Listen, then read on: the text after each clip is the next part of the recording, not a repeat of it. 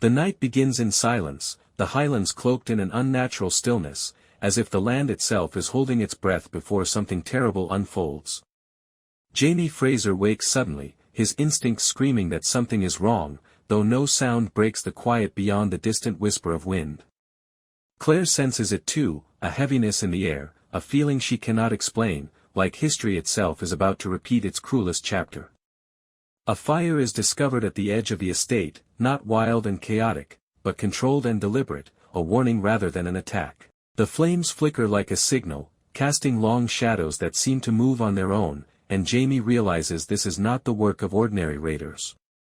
A symbol is found burned into the ground, one Jamie recognizes from his past, a mark tied to a man he believed long dead.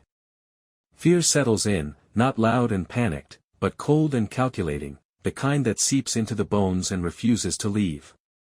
Claire questions whether this is coincidence or something darker, something tied to time, fate, and the strange forces that have always followed them. Jamie gathers his men, but there is hesitation, because this enemy does not show itself, and that makes it far more dangerous.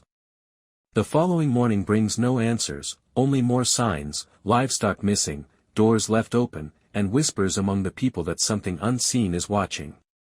Claire begins to suspect this is psychological warfare, a slow unraveling meant to weaken them before any true strike. Jamie refuses to show fear, but inside he knows this is different from any battle he has faced, because he cannot fight what he cannot see. Nights grow longer, sleep becomes impossible, and shadows begin to feel alive, stretching and shifting at the edges of vision. A young boy claims he saw a man standing outside his window, unmoving, staring, before vanishing into the mist without a sound. The fear spreads through the estate, quiet at first, then louder, until even the strongest begin to question their safety. Claire tries to bring logic to the chaos, but even she begins to feel the weight of something unnatural pressing in. Jamie rides out to track the source, following faint signs through the forest, each step deeper into isolation and uncertainty. He finds an abandoned cabin, long rotted, yet recently disturbed, with markings carved into the wood that matched the symbol burned into the ground. Inside, he discovers a message left for him alone, a warning that the past he buried has not stayed buried. The name written there sends a chill through him, a man who once swore vengeance, a man who vanished without a trace, a ghost now returned. Jamie burns the message, but the damage is done, because now he knows this is personal. Meanwhile, Claire uncovers something equally disturbing, patterns in the events that suggest planning, intelligence, and patience far beyond. She realizes the enemy is not just targeting Jamie, but their bond, their family, their very sense of reality. Another night falls, and this time the attack comes, not with armies, but with chaos, doors slamming open, fires igniting, and figures moving through the dark too quickly to be seen clearly. The Frasers fight back, but confusion reigns, because they cannot tell how many enemies there are or where they are striking next. Jamie moves like a storm, protecting his people, but every time he thinks he has cornered the threat, it slips away into darkness. Claire is separated briefly, trapped in a burning room, forced to fight her way out, her breath choking on smoke as fear claws at her chest. She escapes, but the experience leaves her shaken, realizing how close she came to losing everything. The attack ends as suddenly as it began, leaving behind destruction, fear, and more questions than answers. Jamie stands in the aftermath, fury burning in his eyes, knowing now that this enemy is not just testing them, but playing with them. Claire confronts him, urging caution, reminding him that anger is exactly what their enemy wants. He struggles between reason and rage, torn between protecting his family and hunting the one responsible.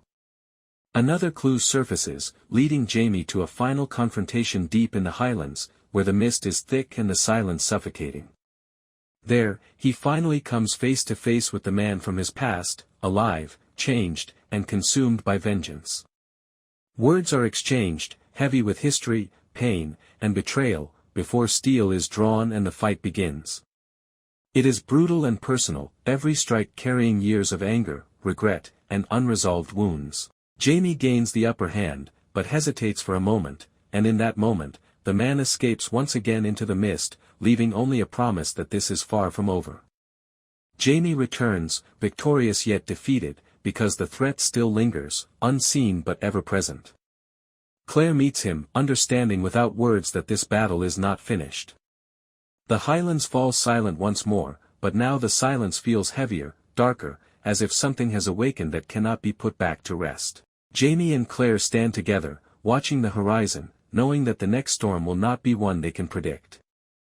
The wind carries whispers through the hills, not of peace, but of warning, a reminder that the past is never truly gone. The episode ends with the symbol carved once more into the earth, fresh and burning, as unseen eyes watch from the darkness. The Highlands lay under a suffocating silence, the kind that did not comfort but warned, as if the land itself knew something terrible had returned and dared not speak its name. The wind moved slowly across the hills, not howling, not whispering, but breathing, like something alive, watching, waiting. Jamie Fraser woke before dawn, his body tense. She realizes the truth. Saving Jamie changes him. Breaking time breaks him. Meanwhile, in the original timeline, Jamie is still dying. The future woman kneels beside him. Tears in her eyes. She whispers. This was never about saving him. It was about saving you. Claire returns. Shattered. Faced with an impossible choice, save Jamie, and lose who he is, or let him die, and preserve the man she loves. The final moments are quiet. Painfully quiet. Claire holds Jamie's hand. Tears fall freely now. Jamie looks at her weakly. You've always been stronger than time. Sassenach. She shakes her head. No, not this time. And for the first time, Claire lets go. Jamie's hand falls still. The world goes silent. But just as the grief settles, the stones erupt violently in the distance. Something has changed anyway. Something bigger. Something worse. The episode ends with Claire turning slowly toward the horizon, realizing this wasn't the end. It was the beginning of something far more dangerous. The Highlands slept under stormy skies, rain and wind carrying whispers of past battles and losses. Jamie rode alone, haunted by memories and the weight of guilt, his eyes fixed on the misty horizon. Claire tended to injured villagers by candlelight, reflecting on survival and the relentless fight ahead. A soaked messenger arrived with news of raiders crossing the border, and Jamie resolved to rally everyone. The Frasers armed themselves, mounting horses with grim determination, hearts heavy but unbroken. Shadowy raiders moved stealthily through the fog, and Jamie sensed the ambush before it struck. Arrows streaked through the mist, swords clashed, and the battlefield erupted in chaos and screams. Claire assisted the wounded, while Jamie fought fiercely, every breath a defiance against the darkness. Blood mixed with rain, and fear and adrenaline